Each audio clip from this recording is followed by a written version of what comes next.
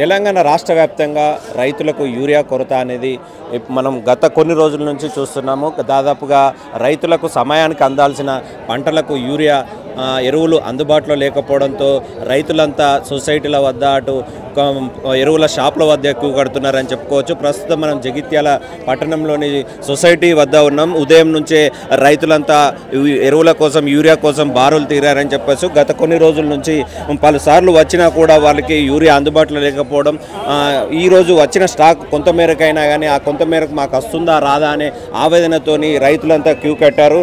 గత వారం రోజుల నుంచి భారీ వర్షాలు పడుతున్నాయి. వర్షాలు పడడంతో ఓవైపు వర్షంతో రైతులు ఇబ్బంది పడుతుంటాయి. రాష్ట్రంలో మరోవైపు ఎరువులు అందలేక రైతులు ఆవేదన పడుతున్నారని చెప్పుకోవచ్చు. ఇక్కడ క్యూ కట్టడానికి ఇదంతా వర్షం పడి తడిగా ఉండడంతో వీళ్ళంతా పట్ట పాస్బుక్లన్నీ జిరాక్స్లు ఇక్కడ కట్టలు ఇక్కడ పేర్చి రైతులంతా యూరియా కోసం ఎదురు చూస్తున్నారని చెప్పుకోవచ్చు. ప్రస్తుతం మనం రైతులతో మాట్లాడే ప్రయత్నం చేస్తాం. చెప్పండి, మీరు ఎప్పటి నుంచి యూరియా కోసం ఎదురు చూస్తున్నారు? ఎన్నిసార్లు వచ్చారు? ఇప్పటికి 3-4 సార్లు వచ్చాం సార్. 10 సార్లు వచ్చినా ఒక్క మద్దతు దొరకలేదు. 10 సార్లు వచ్చాం సార్. ఏమంటారు? అత్తే అంటారు సార్. అది రాని ఏం చేస్తారు, మేము అక్కడికి వస్తే ఇస్తామని వీళ్ళు అంటారు. మీరు ఎన్నిసార్లు వచ్చారు?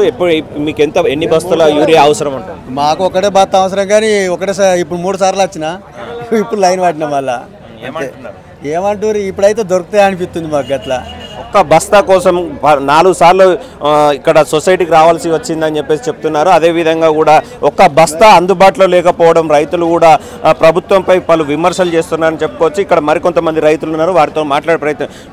తాత, మీరు ఎప్పటి నుంచి వచ్చారు? లైన్లో ఎప్పుడున్నారు? ఎన్ని బస్తాలు అవసరం నీకు? నాకు బస్తాలు 10 కావాలి, కానీ అది దొరుకులేదు సార్. దొరుకులేదు. ఇది అచ్చుడు బాడు అచ్చుడు. ఎన్నిసార్లు వచ్చినావు ఇప్పటికి? 4 సార్లు వచ్చిన. ఏమంటారు? అత్తి ఇస్తామంటారు. మీరు ఎన్నిసార్లు వచ్చారు? నేను 3 సార్లు వచ్చిన. 3 సార్లు వచ్చినాం. ఏమంటారు? ఇక గట్లనే దొరికితే ఇచ్చుడు ఇస్తామని అంటారు. అత్తనే ఇస్తామంటారు.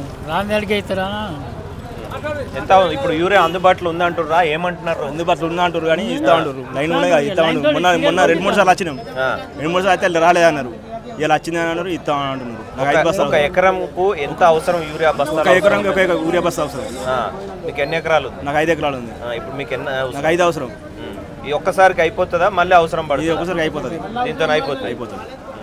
దాదాపుగా ఇక్కడ ఒక 100 మంది రైతులు ఉన్నారని చెప్పుకోవచ్చు. ఒక ఎకరానికి ఒక ఎరువు బస్తా అవసరం పడుతుందని చెప్పేసి అంటున్నారు. అదేవిధంగా చూసుకున్నట్లయితే జిల్లా వ్యాప్తంగా 1000 ఎకరాల్లో ఇటు పంటలు సాగు చేశారు, కానీ రైతులకు మాత్రం యూరియా అందుబాటులో లేకపోవడంతో చాలా ఇబ్బందులు పడుతున్నారు. ఓవైపు రాష్ట్ర వ్యాప్తంగా వర్షాలతోని వరదలు రావడం, పంట నష్టాలు ఓవైపు అవుతుంటే ఇటు యూరియా అందక, సరైన సమయానికి యూరియా అందక రైతులు పంట ఇంకింత నష్టపోయే పరిస్థితులు ఉన్నాయని చెప్పేసి రైతులు చెప్తున్నారు. ఇకనైనా అటు ప్రభుత్వ యంత్రాంగమే కానీ ఇటు అధికారులే కానీ చొరవ చూపి వెంటనే యూరియా అందుబాటులోకి తీసుకునేందుకు ప్రయత్నం చేయాలని చెప్తున్నారు.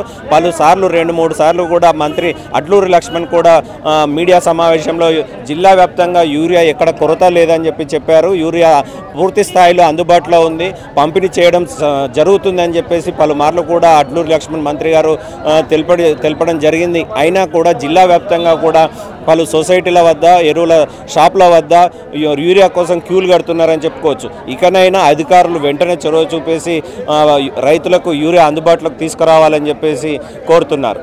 జగిత్యాల నుంచి హరికృష్ణ, మైత్రి న్యూస్.